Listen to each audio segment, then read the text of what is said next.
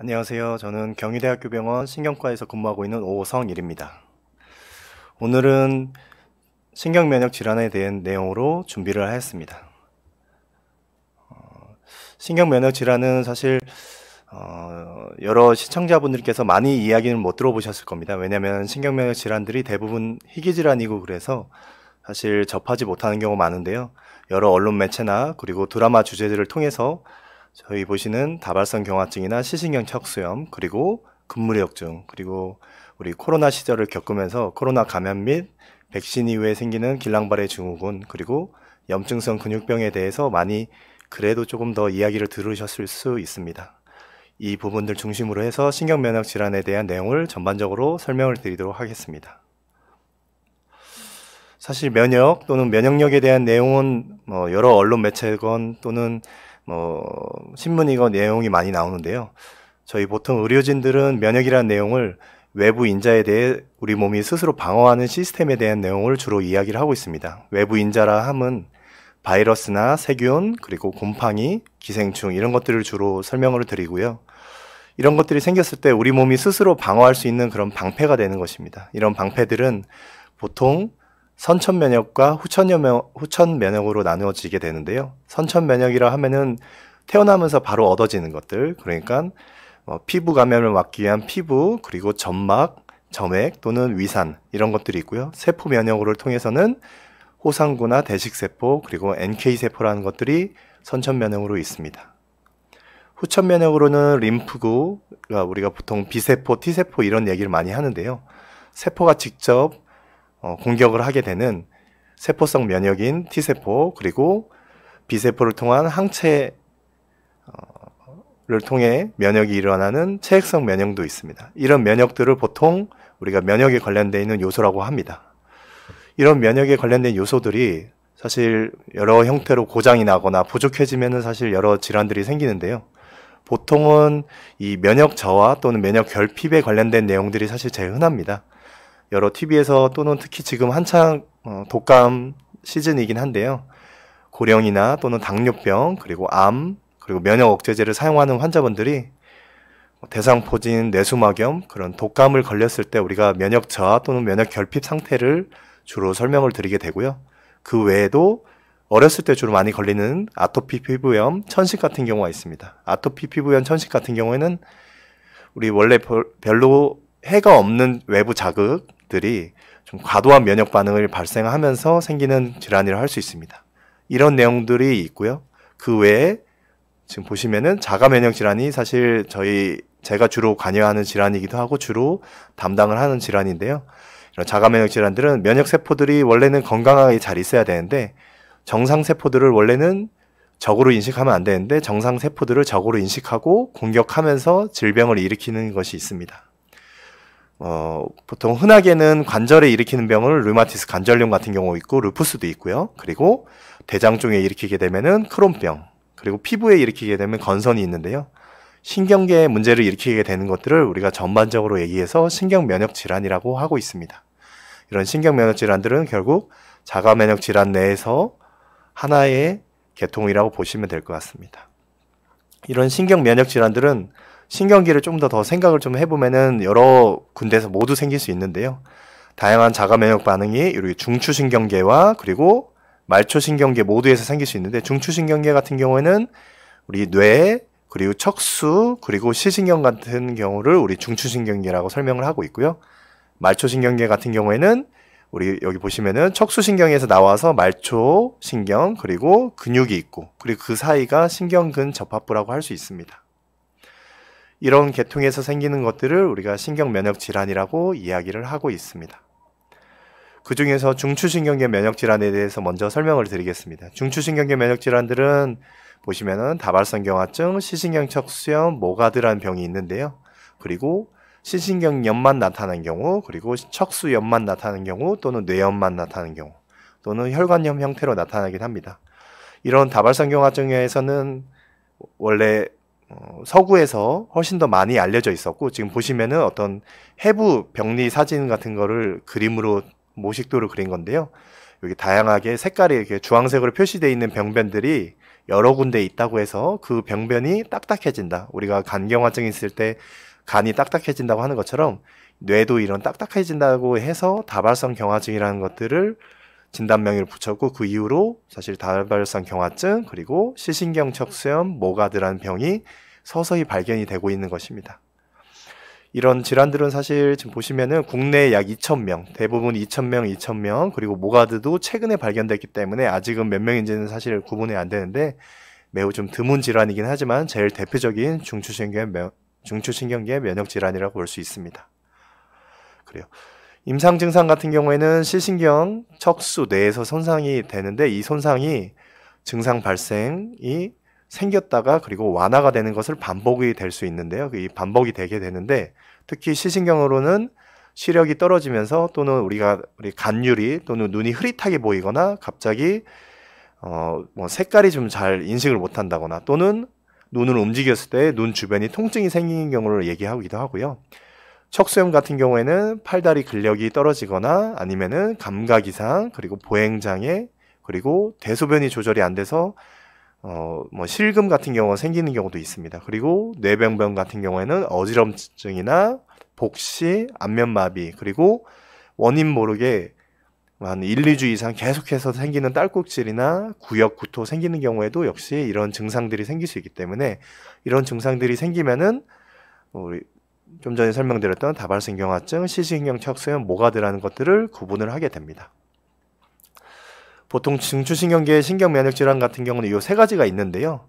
일단 세 가지가 있는데 보시면은 대부분 다 나이는 좀 비교적 어린 나이에 발생합니다. 20대, 30대에 생기기도 하고요. 모가드라는 병은 소아에서 생기기도 해서 소아 환자들을 주로 보는 소아과에서 주로 진료를 보고 있기도 합니다. 그리고 여자분들이 좀 더 많이 생기는데 시신경 척수염 같은 경우에는 많게는 4배에서 9배까지 훨씬 더 많은 비율로 여자분들이 생기기도 합니다. 그리고 항체가 발견되기도 하는데요.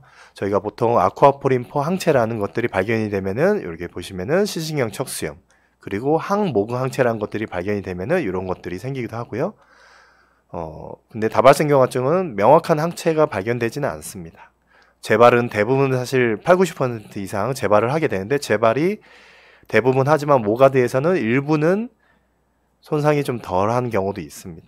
한 번만 발생하는 경우도 있습니다. 그리고 장애는 재발을 많이 하면 할수록 장애가 계속 축적되기 때문에 재발을 막는 것이 중요하고, 다발성 경화증 같은 경우에는 재발 없이도 어느 정도 증상이 서서히 쌓이다 보면은 계속 좀 늘어나는 그런 형태가 생길 수 있기 때문에 이런 것도 역시 좀 주의를 필요하고요. 여기서는 보통 MRI가 사실 제일 중요하고 뇌척 수액, 그리고 항체 검사, 유발 전이 검사 이런 것들도 같이 하게 됩니다. 보시면은 여기 잘 보이실지 잘 모르겠는데요. 다발성 경화증 같은 경우는 이렇게 하얀색으로 되는 병변들이 생기게 됩니다. 우리 뇌실이라고 하는 곳에 우리 수직으로 생기는 병변들이나 여기 보시면은 짧은 척수염 같은 게 생기기도 하고요. 시신경 척수염 같은 경우에는 여기 보시면은 아주 긴 척수염이 나타나기도 하고, 보시면은 여기에 아주 작은 뇌실 주위 병변이 생기기도 하고요.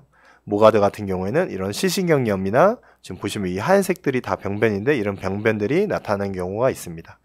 좀 세 가지 병이 특히 시신경 척수염이랑 모가드는 좀 비슷한 면이 있지만 다발성 경화증이랑 좀 차이가 나는데 간혹 가다가 좀 구분이 안 되는 경우에는 뭐 다른 항체 검사나 아니면 추적 검사를 통해서 진단이 되기도 합니다. 급성기 치료에는 보통은 뭐 뒤에 나오는 질환들도 같이 설명드릴 때 많이 나올 텐데요. 이 고용량 스테로이드 주사를 사실 많이 쓰이게 됩니다. 초반에 증상이 재발했을 때 좀 빠른 시기 내에 고용량 스테로이드 주사를 3에서 5일 정도 쓰게 되고, 그 다음에 효과가 없으면 어떻게 하냐? 결국에는 그 다음 단계로 해서는 이 혈장 교환술을 하게 됩니다. 혈장 교환술은 이거 보시나요? 이게 투석하신 분들은 이런 기계, 비슷한 기계를 보셨을 텐데요. 알부분이나 다른 체에 관련되어 있는 여러 수액 병들이 있는데요.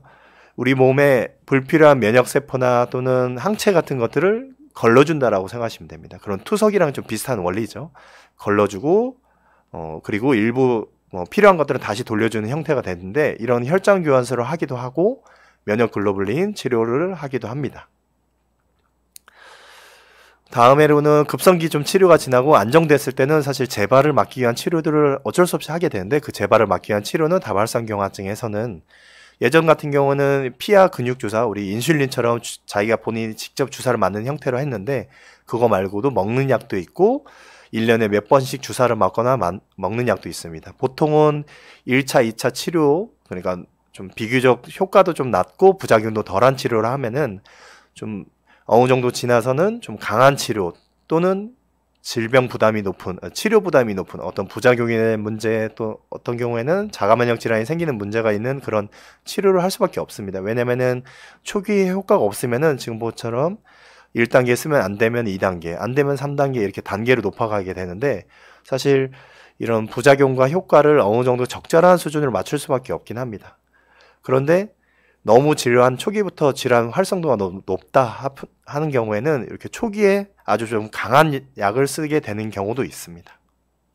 이런 단계 치료나 초기 집중 치료는 사실 결국에는 우리 환자분께 이런 내용들을 설명드리고, 그리고 질병의 활성도가 높은 분들께는 좀 더 적극적인 치료를 할 수 있도록 설명드리면서 좀 조절을 할 수밖에 없긴 합니다.